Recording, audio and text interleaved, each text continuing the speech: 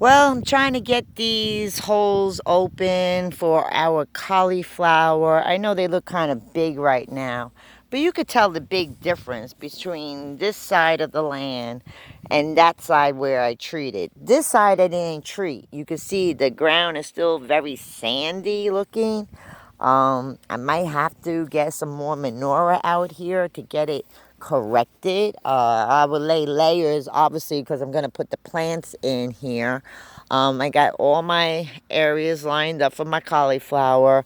I'm still working on a hole here because I was disturbed. I got to get me another area here, do me another area here, and possibly another area right here. This section is going to be cauliflower. This whole section we already put the broccoli in, and the broccoli had received a great amount of rain that we got from Eta. Not much here. St. Petersburg, Florida, where I'm originated from, has gotten destroyed. There's major flooding, but you can see the difference between a treated area with pig manure than an untreated area with nothing. The ground is much darker. The soil is much darker. The broccoli is in here. You know, I got little rows that I could walk in. They're doing really good so far. As long as I can keep the dogs out of the area, that would be awesome. That's always a big challenge, keeping the animals out. But what I would like to do, and if I could possibly do, get me some more fencing and wrap it around and then put a door where I could go in and out of here. Yeah, so I'm thinking about getting more manure after I put the plants into the ground. Bring the manure out here, lay it on this ground here so the soil will get better, because right now it's considered sand and it's not considered soil. I had the electrician out here earlier. He wanted to charge me almost $400 to fix my shed, and come to find out I have a 5-year warranty on this shed. So let the peoples do it for free than me paying out all this money. It's been very... Look at this. I'm sitting here doing a video and this bee trying to attack me. These bees now, I think they might live in here. They might live inside this area. I have a door here that I got for free. And I believe there's a nest in here, something. Because every time I go into this area, they want to attack me. The dogs are in the house. Junior Petunia is continuing trying to break out. I feel bad for him. He needs to get going. He needs to find his own farm area where he could be him. I miss my Stubbs. I keep on going back there thinking he's back there, and he's not back there. He's back there with Bonnie and Clyde and her children that didn't make the journey here. And oh, it's so sad when you lose animals, because they were a big thing of my life. There was a big consumption time from the time I woke up to the time I went to sleep, a 12-hour shift, always back there with those pigs. And for Stubbs to charge at me, he lost his trust with me. All because my husband wanted to sell those damn piglets. And I told him, you can't take those piglets away from him. You have to get rid of him first before you go for the piglets, because he feels like he's daddy to those piglets. And he was, even though he was a brother, he was a daddy to them. He taught them how to be pigs. Junior never got that experience because they wouldn't accept him into the clan. Even though he came from them, they just wouldn't accept him. So I'm out here working hard as I normally do. Checking out these 100-year-old stumps. Look how big they are. We got the woodpecker up in the tree today. I need to get this land, this whole area needs to get burned out. From here all the way back, this whole section right here needs to get taken care of. I mean, look at these stumps. How am I going to get these stumps up out of here? I mean, like, oh, look how big these stumps are. We ain't got no machines out here. We do everything by hand. This is like a big burn area, as you can see. This has been a burn area that we haven't taken care of in a whole year, which we're going to get to, hopefully. And then there's some trees back there that are really nice. like nice shaded area trees. These are all maple trees. These are growing really big and within 2 years. I mean, if you want a maple tree, just call me. Let me know. I got oak trees, a live oak tree. I got maple trees and oak trees together. This is another maple tree growing here.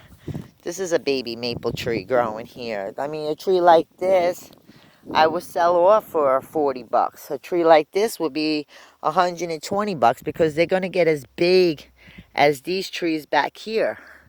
That's a maple tree. That's a maple tree. That's a long pine needle tree. And I got some of those too out here. Back there, I got a lot of wetland. Right there is a big wetland. It comes out of that tree line back there. We got a lot of deers. This is an area, as you can see, something's been traveling in here because the ground is not high like the rest of the trees are. It's been stompled through. So this is an area that something's been going in and out. Probably deers because they lay down. They lay in the bedding. See, that bedding's probably like a little flat back there, right here in this little area. So there's probably deers that have been in here. They come right out from the forest. I miss my stubs though. And dogs are trying to break out and going out there and out there because they know Stubbs was out there. They could smell him out there. I don't know what he was doing, but I know he was out this gate. And this is another burn area that I got to take care of, which we're probably sure we're going to do. We're going to take care of it very shortly. I don't know what that black stuff is on that tree. You see it? It's a big glob of black stuff. Who knows?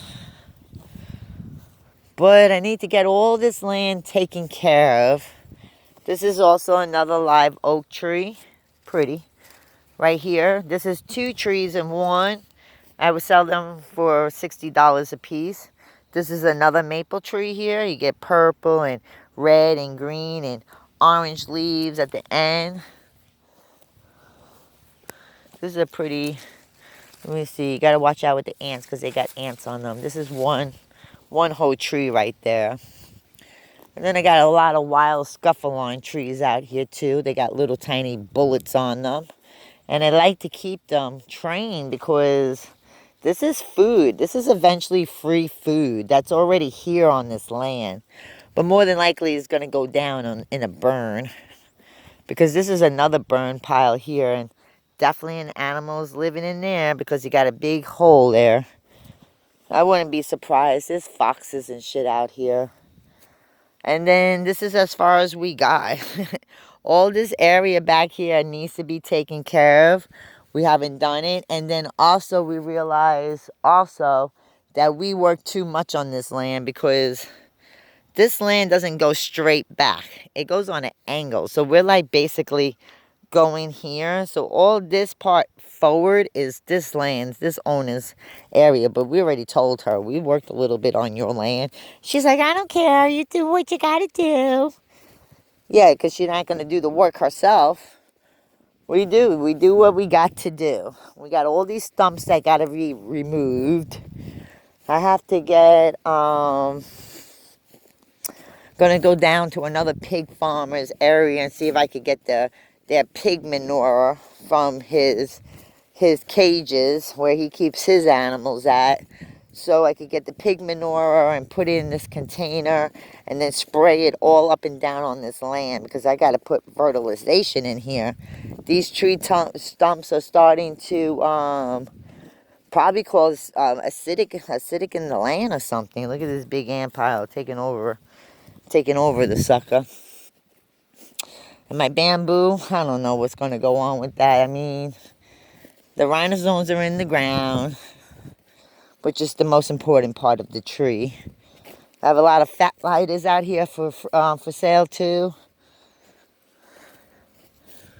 Kind of interesting. What is that? A dead mouse? Looks like it's been decapitated by something. And the sun is coming out now, so I'm not going to be out here too much longer. But come out here. Like, nothing's ever come out of this thing. The rhinozone must be dead. And then this is the mama tree. And then these are her little babies growing. But with these things, it's taken over. And that's not good. This whole area, no matter what we've done to it, the Jumanji vines keep on coming back. This is the mama tree here. This is a mama tree, barely holding on. And then these are her little babies growing here. So literally I could cut down the mama tree. And then this is also another mama tree. And she's growing identical babies out too. So you can see the yellow in her. She's growing identical babies out. So I'm going to get, those are money trees. And then I got nothing here. And this is my mama tree that's just done. She's just done. She's just done, but this is her babies. Those are her babies growing right there. Try to get her up a little bit here, so she's not leaning all the way over. Those are her babies. And we got some babies there. I don't got many because this grass is just like cow grass or whatever, taking over this land. This is a mama tree. Let me see here. No, nothing here. Nothing there. Nothing there. These are going to be there. They're going to be the second years here. And this is a mama tree. And she's growing out. Beautiful, beautiful little baby plant bamboo. Look at that. So I got two mama's trees here. And these bamboos will grow exactly to whatever is planted. So this is a mama and her babies, her pups. This is a mama that's half dead and her pups. And then I got these big ones.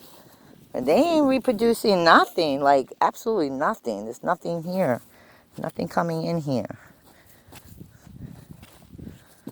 Nothing here. Nothing here. Very strange. Very, very strange.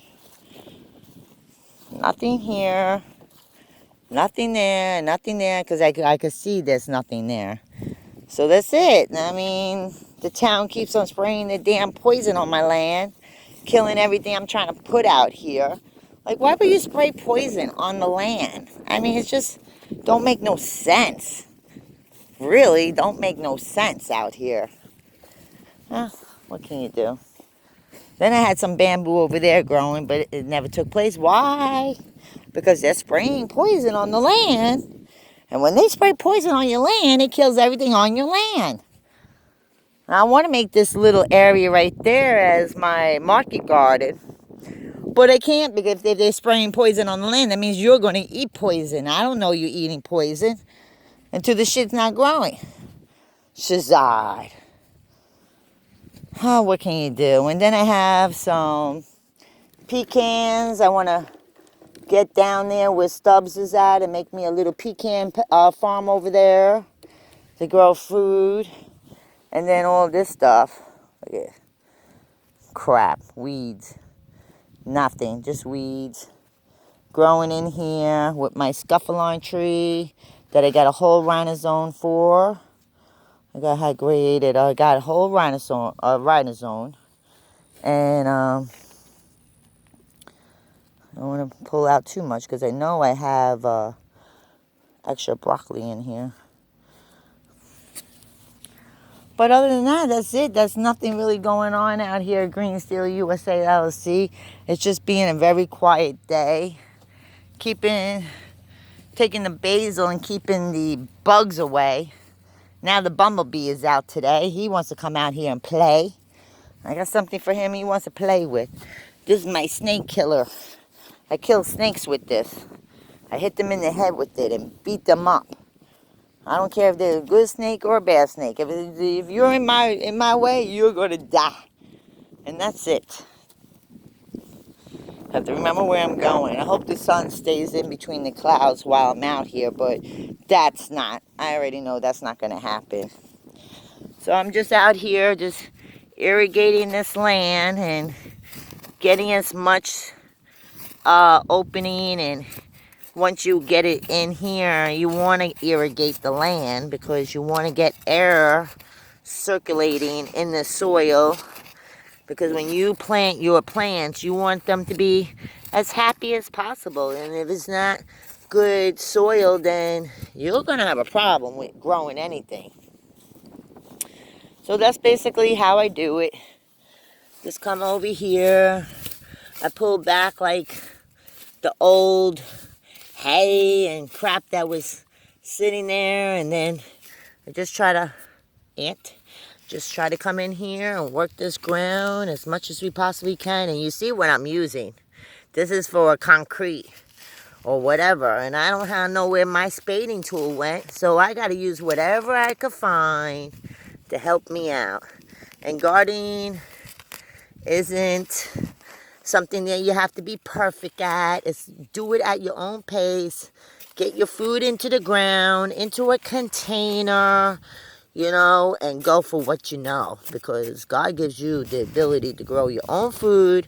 Don't be lazy and rely on the supermarket, because it was just a dream somebody sold somebody and they ran with it, and now look.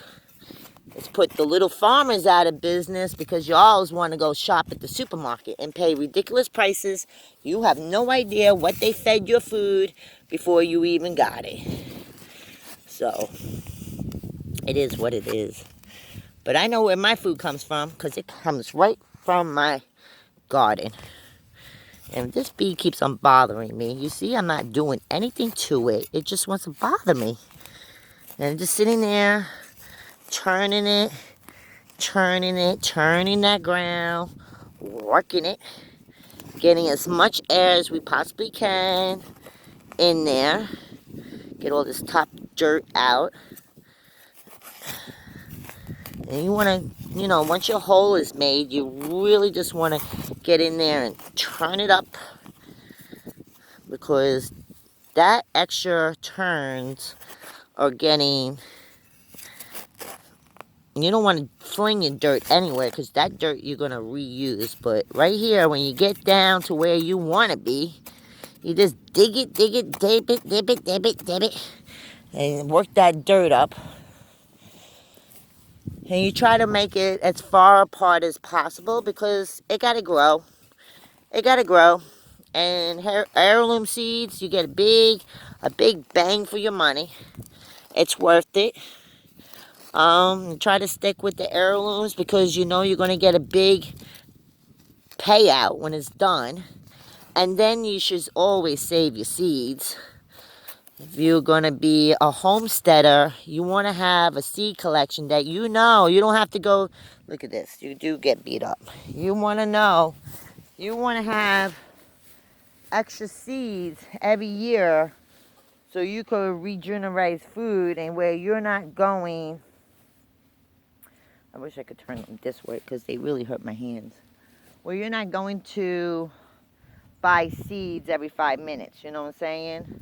You want to have enough seeds on deck in your seed collection from everything you grow. Even if you got some exotic seeds and you wanted to grow them, get them, because you're just not going to know by the means of anything what's going to go on with this country. And you want to be able to provide food for your family at any given time or moment. Even if your family doesn't eat fruits and vegetables, there's thousands of people that do. And we have to go back to the way it used to be. Get those seeds in the ground, beat that sand, and work it around. See? Just jabbing it, take all your aggravation and stress and frustration out on that soil. Get it. And when you're done getting it, you just open it up. See how easy that was? You don't want to throw the soil anywhere. You don't have to use big tools or machinery. You can even use a fork or a spoon from your house if you just don't have it. You don't have to be perfect. This is something for you to enjoy and your family to enjoy, coming out to the garden and picking food and knowing where it comes from. You don't have nothing out here. And I love when I do my potatoes. Now, was the first year I put the potatoes in the ground. I didn't get much back from potatoes. Maybe 3 or 4 or 5, but I don't know how many I got back. I didn't get much back. But when I grow my potatoes in laundry baskets, I use laundry baskets, big pots, you can get a lot of potatoes back, okay? You could even take a potato, stick it in water. When the little eyes come out of it, you're sticking that in water. And when you're not sure, you can always line up. So that's a hole there. So I go normally 2 of these over. So I don't want to take up too much room. But when you get potatoes and they get little eyes and they got little things growing out of it, they're ready to go into the ground. Just put that whole potato in and you're going to get something back. Well, you can put in laundry baskets. Like I say, you get one of those garden containers with the, let me see. Oh, somebody's calling me, of course. Hold on.